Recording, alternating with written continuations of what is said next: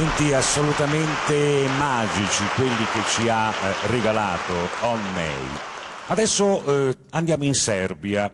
Lui è uno stilista giovanissimo, però già presente in moltissimi Fashion Week. Si chiama Milos Miletic, uno dei designer serbi di maggiore successo. Ha già aperto 2 boutique esclusive e la sua formazione musicale lo aiuta parecchio nella creazione degli abiti, anzi è probabilmente il maggior motivo di ispirazione. A Vienna, qualche anno fa, è stato eletto tra i primi 3 miglior designer dei Balcani. Il tema principale della mini collezione che presenta questa sera qui al Med Moda è l'artigianato, cioè materiali unici che sono appositamente progettati per occasioni speciali.